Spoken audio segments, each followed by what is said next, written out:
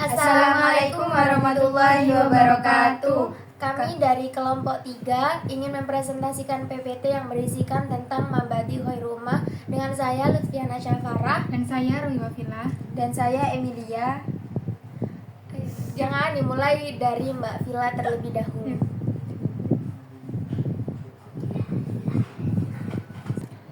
Latar belakang Mabadi Khairul Ummah yang pertama yaitu gerakan Mabadi Khairul Ummah ini lahir dari Muktamar NU ke-13 pada tahun 1935 di Menes, Semarang.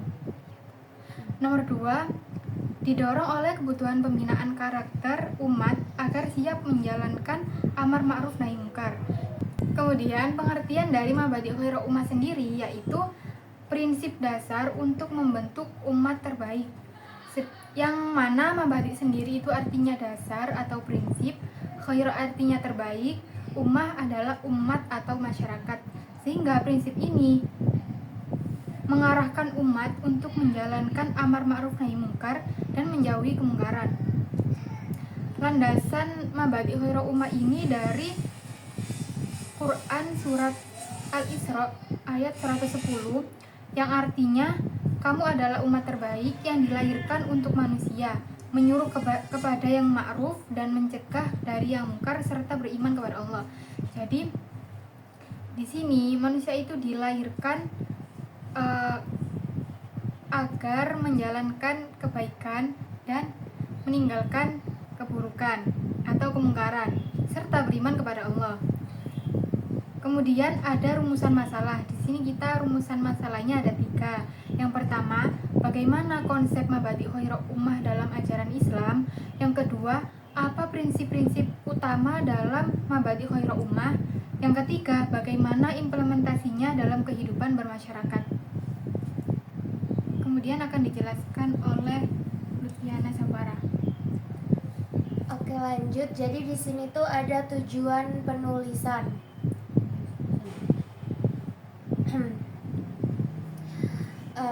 Jadi tujuannya itu ada 4. Yang pertama itu mengetahui definisi Mabadi Khairul Ummah.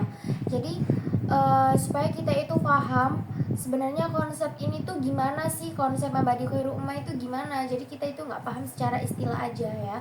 Terus yang kedua itu mengkaji prinsip-prinsip kebaikan dalam Islam, karena Mabadi Khairul Ummah ini adalah dasarnya nilai-nilai Islam. Terus yang ketiga menganalisis tantangan dan peluang umat khususnya di zaman sekarang yang penuh dengan perubahan. Terus yang keempat itu ada menawarkan strategi meningkatkan kualitas umat biar umat Islam itu bisa jadi umat terbaik bukan cuma secara jumlah melainkan juga secara kualitas. Oke, di sini masuk ke sejarah dan perkembangan Mabadi Khairul Ummah. Mabadi Khairul Ummah ini lahir dari Muktamar NU ke-13 di Menes tahun 1938, lalu diperkuat lagi pada Muktamar NU ke-14 di Magelang tahun 1939. Nah, artinya konsep ini tuh udah lama adanya, udah disiapin secara matang, jadi nggak muncul secara tiba-tiba. Terus di sini itu juga ditetapkan sebagai 3 prinsip dasar, yaitu 1 asidku, 2 al-amanah wal wafa bil ahdi, dan 3 at-ta'awun. Jadi kita masuk ke prinsip-prinsip Mabadi Khairul Ummah. Bagian pertama yaitu ada asidku, kejujuran. Landasannya itu ada di surat At-Taubah ayat 119. Intinya kejujuran itu bukan cuma soal perkata jujur, tapi tentang pikiran dan juga perbuatan. Terus yang kedua ada al-amanah wal wafa bil ahdi, yaitu amanah dan komitmen. Landasannya ada surat di An-Nisa ayat 58 yang artinya amanah itu bisa dipercaya, sedangkan komitmen itu konsisten untuk menepati janji. Contoh sederhananya itu kalau dikasih tugas ya dikerjakan gitu. Terus ada prinsip-prinsip Mabadi Khairul Ummah bagian 2-nya, yaitu ada at-ta'awun, yaitu tolong menolong. Landasannya ada surat Al-Maidah ayat 2, mananya kita dianjurkan saling membantu dalam kebaikan dan juga ketakwaan. Ini tuh mencerminkan seperti yang gotong royong gitu. Jadi ini tuh bukan secara individu, melainkan ramai-ramai atau bermasyarakat. Terus ada al-adalah, yaitu landasannya ada di surat An-Nahl ayat 90, yang keadilan itu bersifat seimbang, jadi nggak berat sebelah dan tidak membela satu pihak gitu ya, atau dan menempatkan sesuatu sesuai dengan porsinya. Jadi di sini ada prinsip mabadi khairul. Oke, jadi di sini ada prinsip mabadi khairul ummah yang kedua, yaitu poin 5, yaitu adalah istiqomah atau konsistensi. Landasannya ada di surat Fussilat ayat 30.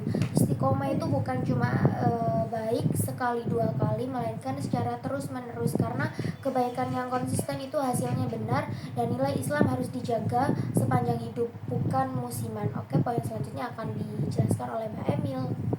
Baik, selanjutnya tentang perspektif Islam terhadap mabadi khairul ummah. Mabadi khairul ummah merupakan konsep Islam tentang umat terbaik yang menjadi pondasi etika dan moral umat Islam. Di dalamnya terkandung beberapa nilai utama, yaitu amar ma'ruf nahi mungkar yang mengajak kepada kebaikan dan mencegah kemungkaran. Yang kedua yaitu iman dan tauhid, yaitu sebagai dasar dari setiap perilaku dan tindakan umat Islam. Yang ketiga yaitu rahmatan lil alamin, bahwa keberadaan umat Islam harus membawa rahmat dan manfaat bagi seluruh manusia. Yang keempat yaitu keseimbangan antara individu dan sosial, yang artinya Islam mengajar kepedulian terhadap diri sendiri sekaligus ke masyarakat. Dengan prinsip-prinsip ini, umat terbaik adalah umat yang memberi kontribusi nyata bagi kemaslahatan seluruh manusia, bukan hanya untuk kelompoknya sendiri.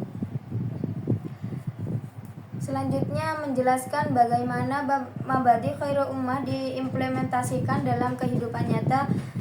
Mabadi khairul ummah berfungsi sebagai pedoman moral dan sosial umat Islam.